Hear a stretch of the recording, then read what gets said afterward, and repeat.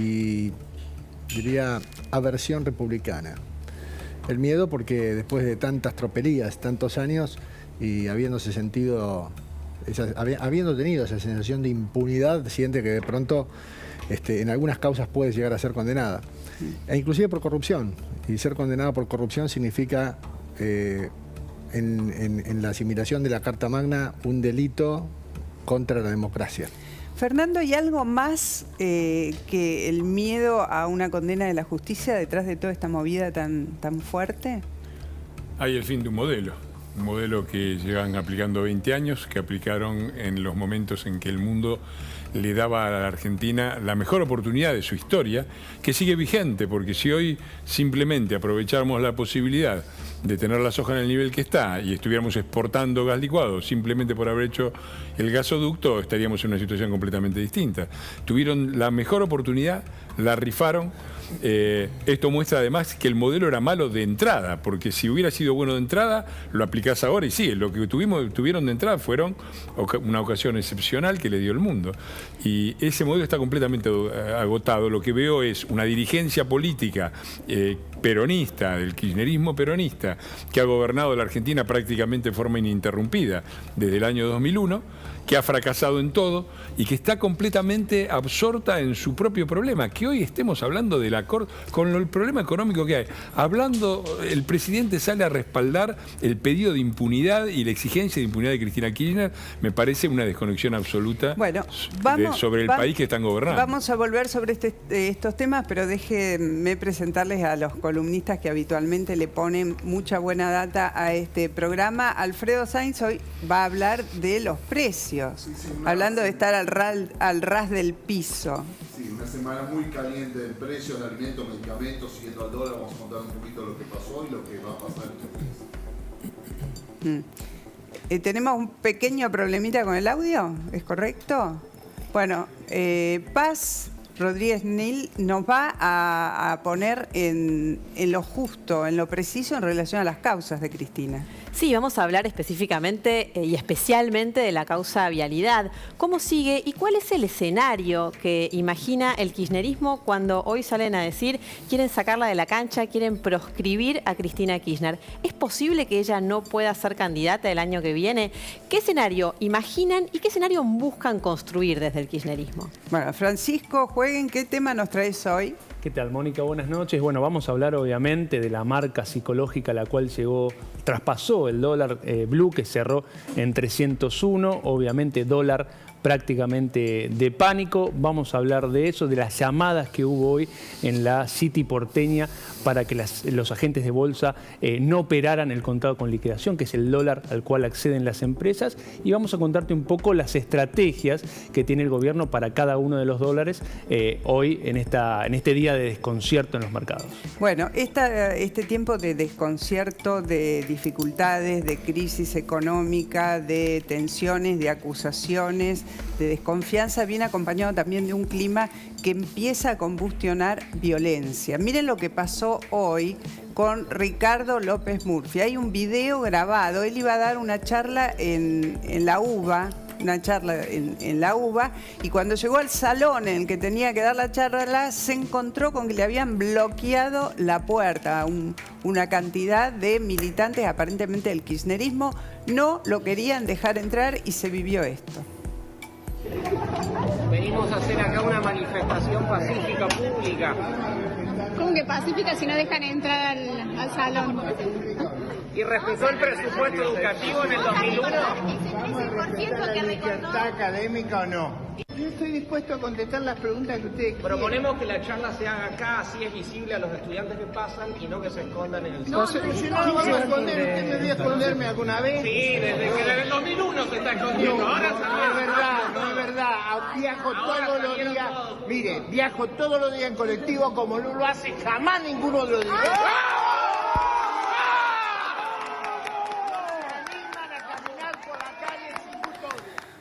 Bueno, ¿qué es esto?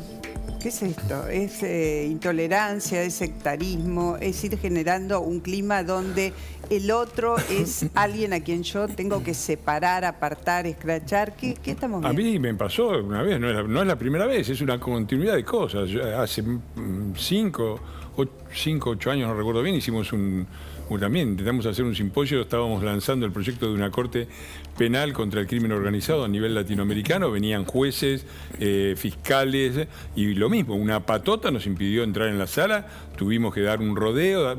Este es el gran peligro que tienen estos autoritarismos, que a medida que avanza la crisis económica, se radicalizan políticamente. Lo hemos visto en muchos lados, Venezuela es el ejemplo modélico, y esto es otro de los grandes temores que tenemos que tener, la defensa del espacio público, la defensa de las libertades republicanas frente a la barbarie populista que enfrentamos todos los días. Álvaro. Es la búsqueda del pensamiento único, el concebir al adversario político como un enemigo al que hay que destruirlo, al que hay que subyugarlo, al que hay que rendirlo, arrodillarlo, callarlo. Humillarlo, ¿no? Porque a mí me pareció ahí ver, no sé, uno puede pensar lo que sea de la posición frente a tal o cual cosa, o de la historia, pero incluso dentro de la política. Es muy buena la actitud de Ricardo. De Ricardo. Murphy, lo he vivido mucho en Santa Cruz. Quienes le decimos la verdad a la cara al kirchnerismo, suceden estas cosas, pero es muy bueno porque en política hay que hacer docencia, hay que ser tolerante con los intolerantes y hay que desenmascararlo. Todo esto que está viviendo el país, uno lo ha explicado en un tuit antes de que Alberto Fernández asumiera, lo que le iba a pasar, lo que le iba a hacer Cristina. Yo hablaba de los ejemplos históricos de Santa Cruz, que lo iba a humillar, que iba a ir por él. Hoy la sociedad tiene claro que sin Cristina delincuente no había Alberto presidente, y esto es lo que está viviendo el país. Una vicepresidente que le quiere escapar a su destino, que es la cárcel, y que está dispuesta a hacer todo por demoler el sistema o tratar de automistearse y no tener empacho en cometer nuevos delitos y ordenar a otros cometer nuevos delitos, como la Oficina Anticorrupción y la UIF, que no apelaron ni incumplieron sus obligaciones procesales. Yo le preguntaba recién a Fernando si no creía que había algo más atrás de esto que el miedo de ella a que le llegue la condena, eventualmente quedar detenida, pero hay otro tema que está subyacente en todo esto, que es lo de la proscripción, porque ahora avanza un discurso de los dirigentes que podrían ser proscriptos para no poder participar en próximas elecciones en función de causas penales. Lula, se va a poner la careta de Lula. Sí. Yo espero, para empezar, espero que las autoridades de la universidad tomen algún tipo de medidas, ¿no? Están ahí, están retratados. Me parece que es absolutamente intolerable que alumnos de una universidad pública la utilicen para este tipo de persecución. Bueno, vamos a ver si lo pone, porque hay tantos atropellos que no. Bueno, por eso, yo espero eso. Pero lo otro es ridículo, lo de Lula. Uno puede tener. Ellos hablan de lawfare. Hoy Cristina se larga contra la Corte. La Corte Suprema de Justicia tiene 4 miembros. De los 4 miembros, 3 han sido funcionarios o afiliados, o las dos cosas, del Partido Justicialista, de la que ella es miembro. Fueron designados durante las gestiones, casi todos, con el voto del peronismo.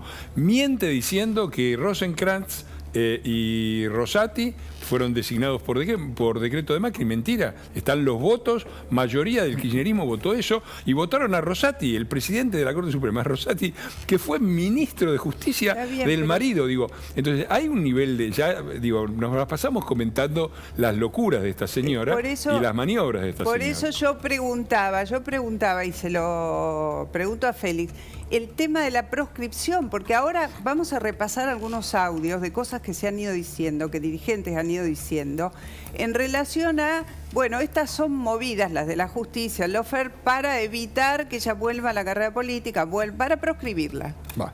Ese es el relato, es lo que se dice siempre.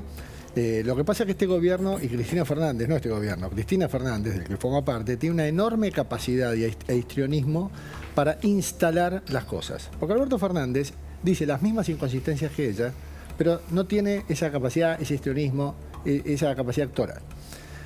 Para que Cristina Fernández esté inhibida para ser candidata, necesita tener una condena firme. Eso no va a pasar antes de que sean las PASO y las elecciones del año que viene.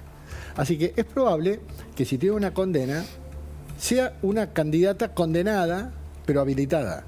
Sí. Eso también... O sea, técnicamente no podrían ser... pero este discurso no lo está planteando Cristina solamente. Hay todo un coro. En general, cuando el relato toma por estos atajos, aparece el coro. El club del 25%. Bueno, escuchamos lo que dijo Eugenio Zaffaroni a propósito de esto. Yo creo que está en funcionamiento un programa dirigido directamente a la proscripción de Cristina en las elecciones del año que viene. No sé si este programa vaya a tener éxito o no, como todo hecho futuro siempre está sometido a imponderables, pero que existe ese proyecto, por supuesto que creo que existe, quieren una rápida condena, con todo un escándalo mediático, etcétera. Después la casación con los dos inefables jueces que siempre intervienen en todos los casos de Lofer, lo va a confirmar, y la Corte le pondrá un 280, un no me importa, como siempre, ¿no? Ese plan creo que está en funcionamiento, ¿no? Ahí queda ya instalado lo de la proscripción, y si se habla de proscripción es porque hay una idea de candidatearse, y en tal caso, ¿candidatearse a qué? Se habló mucho de la senaduría por la provincia de Buenos Aires para sostener los fueros, pero también está subyacente la posibilidad de competir nuevamente por la presidencia de la Nación. Yo creo que lo va a hacer.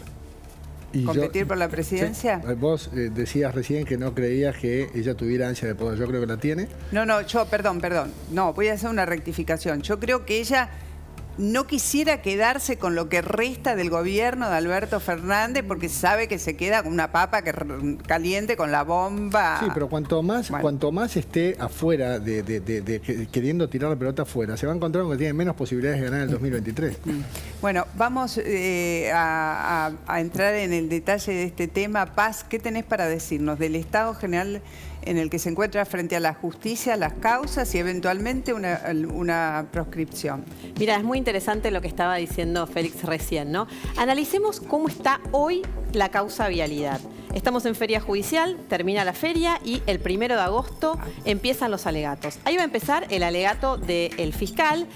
Todo indica que el fiscal va a acusar, es Diego Luciani, y tiene para eso 9 jornadas. Eso, a 3 jornadas que hay por semana, esto va a llevar 3 semanas. Después vienen los alegatos de las defensas. Es la 6ª defensa en alegar la de Cristina Kirchner. En total, y hacia dónde vamos con esto, va a llevar más o menos 4 meses el proceso de terminar con los alegatos.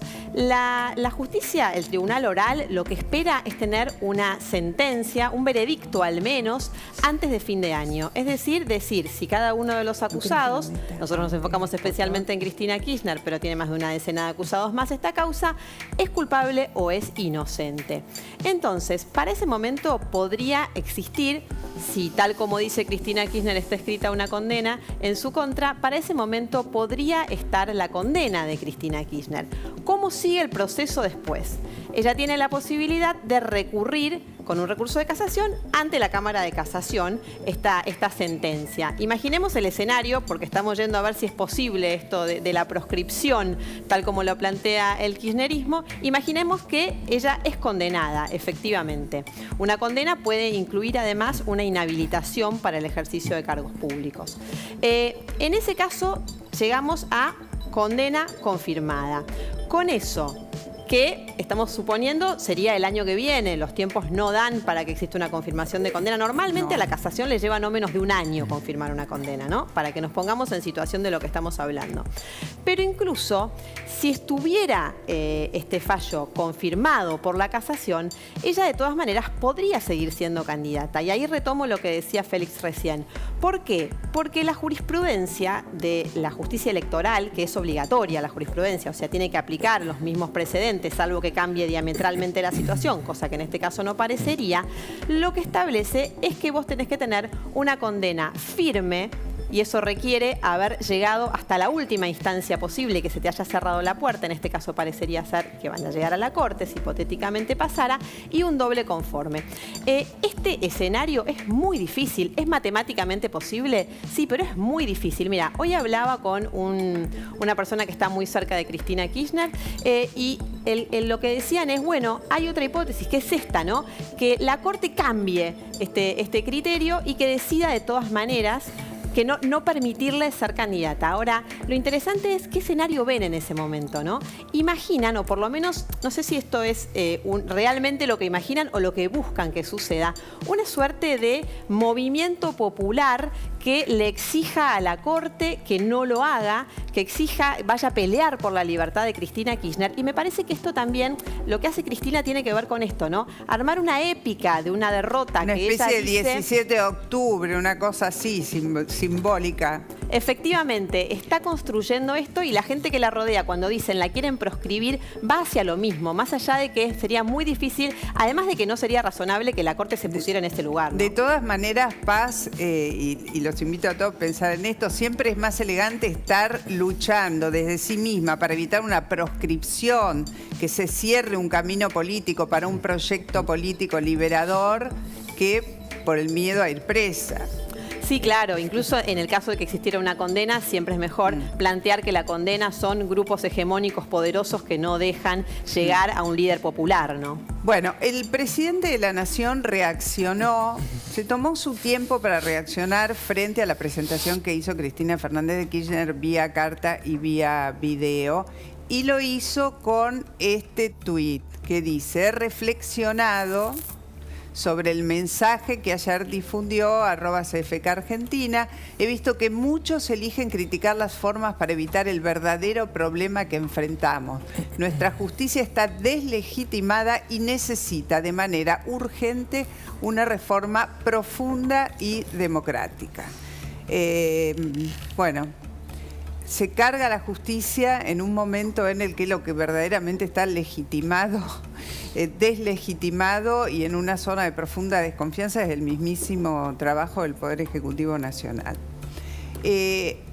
Alfredo, tenías algo relativo a precios, ¿no? ¿Qué está pasando en los precios? ¿Qué está pasando en la calle? ¿Qué está pasando con la inflación en función de la movida de los dólares? Sí, te digo, la gran pregunta, Mónica, es qué va a pasar con el dólar blue, si se va a trasladar a los precios. Es una discusión que viene, ¿te acordás desde la época del segundo gobierno de Cristina? Y lo que está pasando con un momento grande de esta brecha tan grande, desde el gobierno intenta decir, no, mira, no hay ninguna razón para que los precios de los alimentos, de los productos de la canasta básica, tengan algún efecto la suba del blue, porque son todas operaciones que se hacen al dólar, el tipo de cambio oficial, que está relativamente más tranquilo.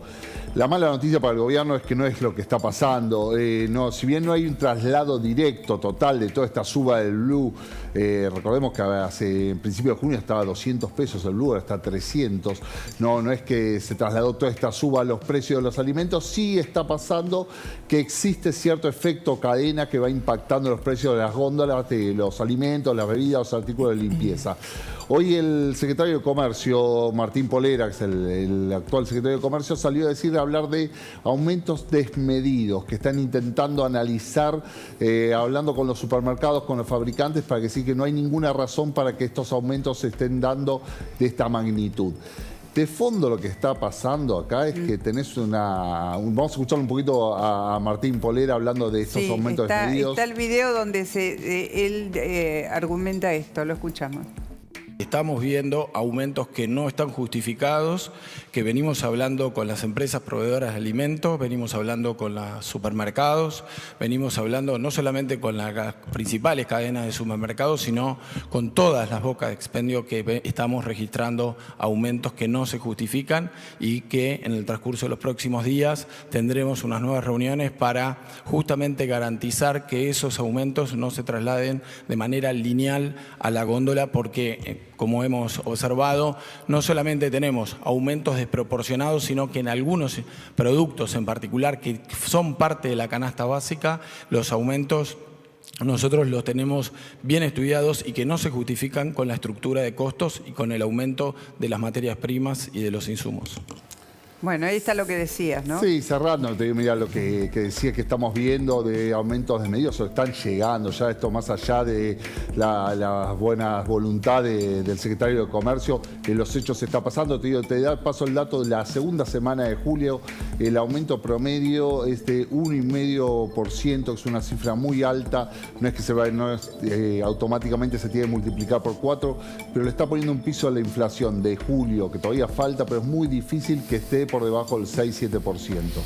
Bueno, el otro día, y ahora llega el momento de Fausto de Potorno, el otro día el presidente de la Nación también se cargó al CCL, el contado con liquidación, sí, que es el dólar empresa, si mal no entiendo, ¿no? El que usan muchas veces los empresarios, y muy especialmente en este momento, para poder pagar las importaciones cuando no tienen el dólar oficial. Claro, aquellas empresas que quedaron afuera del mercado único y libre de cambios, o sea, porque tienen que girar deuda o tienen que pagar lo que fuera al exterior, y no puede entrar al mercado oficial, tienen que hacerlo por el contado con liquidación. Aclaro una cosa importantísima. El contado con liquidación no es una salida de fondos.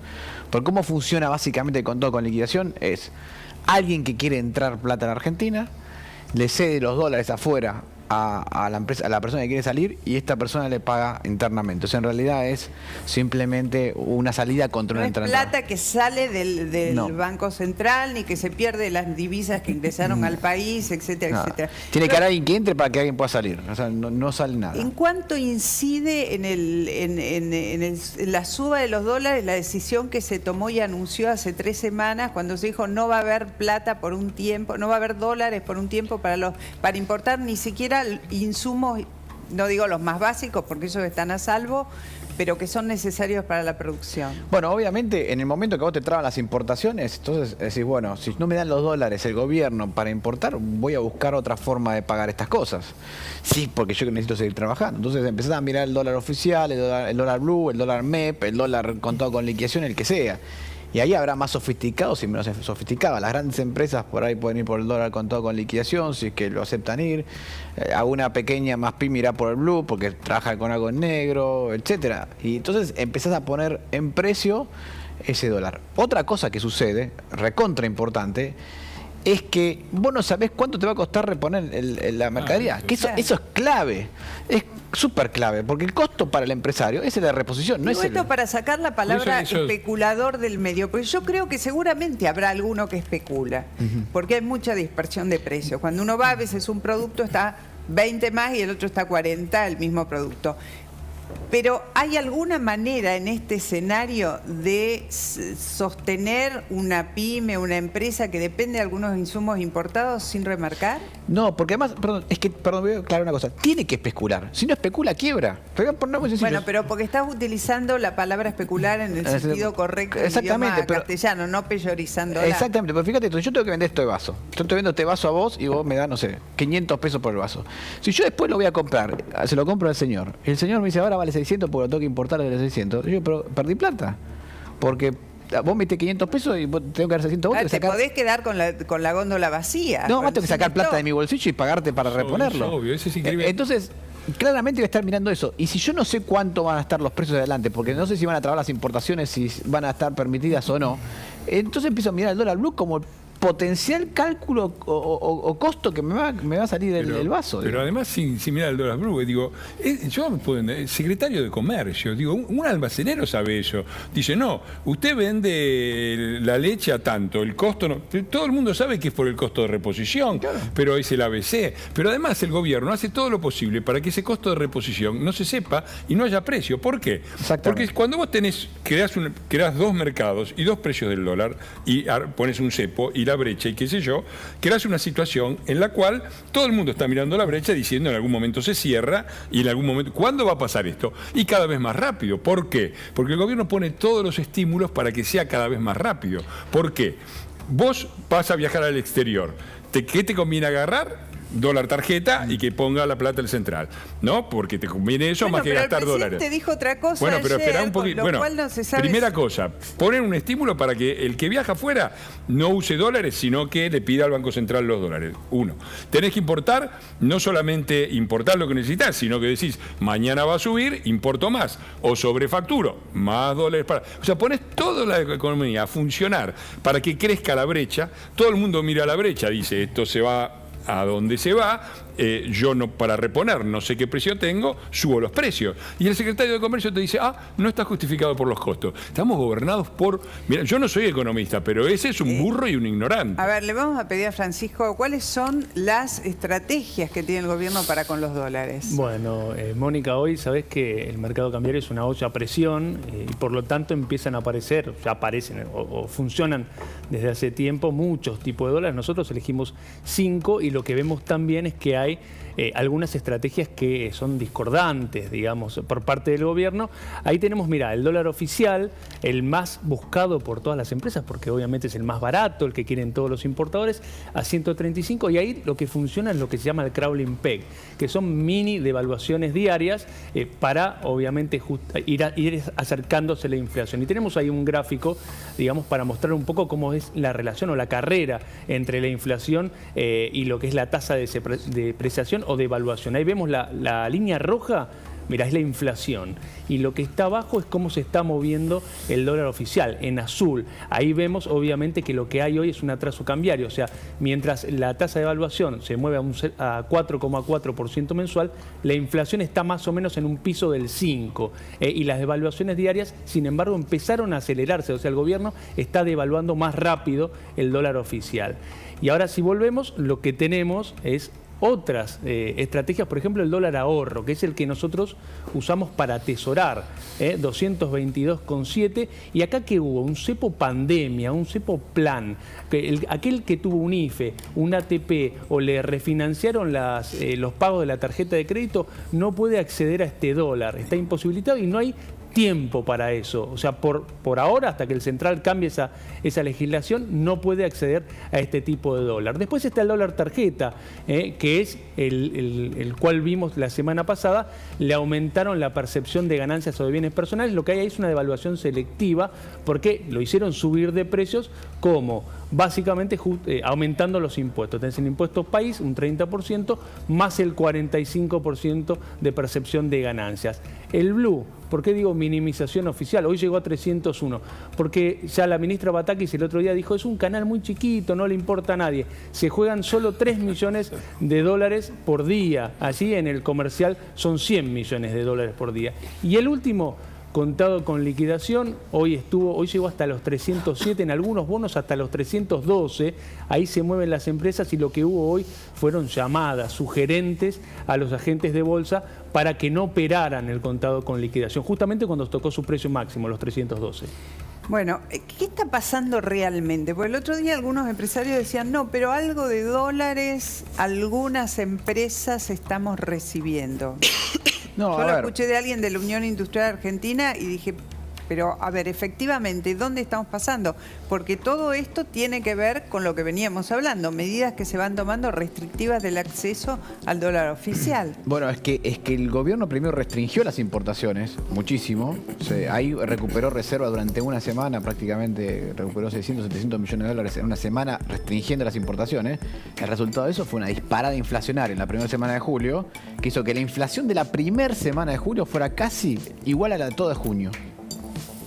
Solamente una semana. Si vos comparás primera semana de junio contra el promedio de julio, de 4,9 la inflación.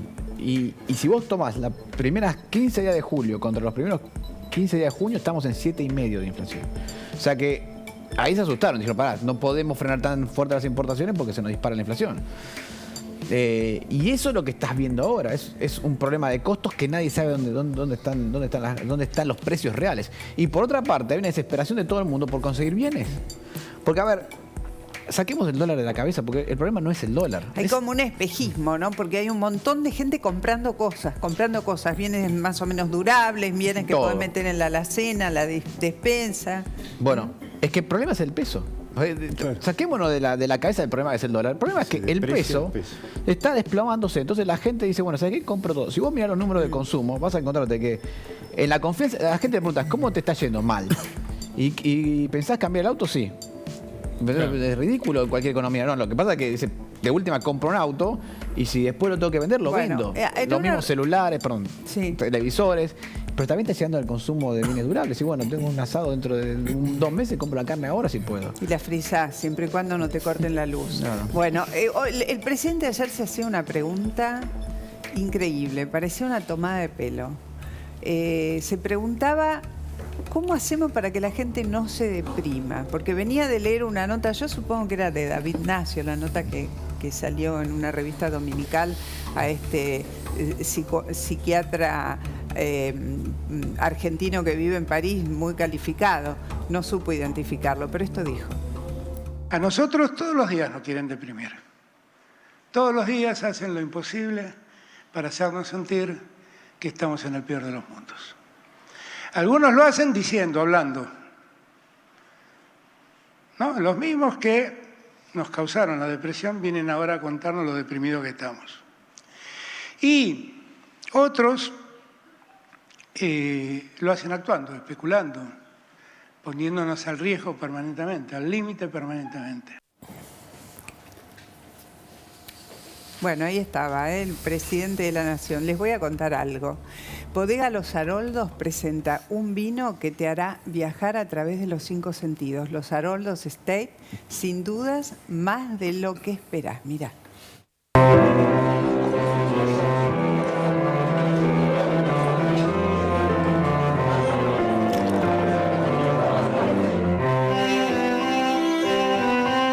Los Haroldos Estate, mucho más de lo que esperás.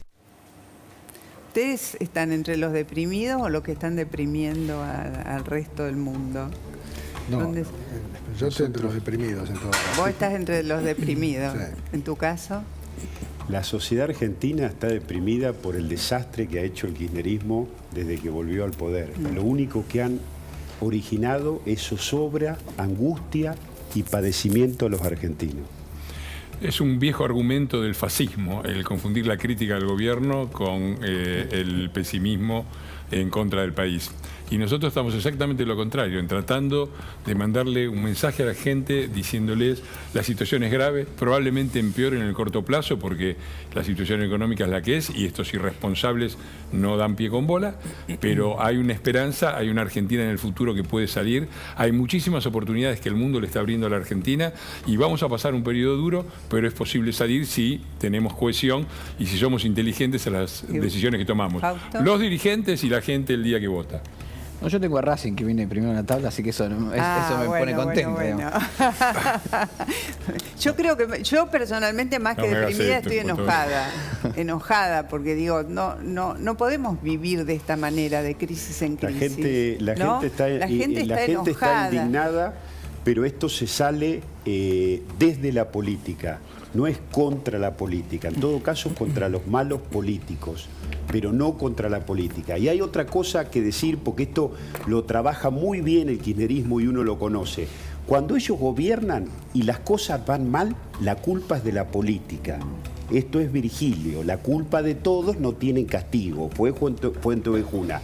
Ahora, cuando no gobiernan, la culpa es de Macri, del radicalismo, la culpa tiene nombre y apellido. Lo que tenemos que decir es que, porque si no se lo va a decir el propio peronismo o el kirchnerismo, y yo lo he dicho, y esto no es irle a la yugular al gobierno, es hacer que funcionen las instituciones. Que si se va Alberto, se tiene que ir Cristina. Y si no se pueden poner de acuerdo para gobernar, y si no son capaces de gobernar y no tienen plan, y van a seguir así, que adelanten las elecciones. Lo va a hacer el peronismo en autodefensa. Muchísimas provincias de su mismo signo político ya están pensando hacer elecciones en marzo, con pasos en noviembre. Yo hice una pregunta que todavía no le encontré respuesta. Yo se la haría primero de nuevo a Fausto y volvería a lo negro, porque tiene que ver con lo mismo y que enlaza el contexto económico con la avanzada y la arremetida de Cristina Fernández de Kirchner y el coro hacia la Suprema Corte de Justicia de la Nación. ¿qué impacto tiene esta movida política o personal de Cristina Fernández de Kirchner sobre el contexto económico? ¿Cómo impacta? Mira, impacta de dos maneras. Por un lado, volviendo al tema de cómo se siente la gente, hay un problema fundamental. Si vos no tenés certidumbre de lo que va a pasar hacia adelante, puede estar muy mal, pero si vos tenés un plan para salir, bueno, tenés algún optimismo de que lo vas a lograr, de que vas a poder salir.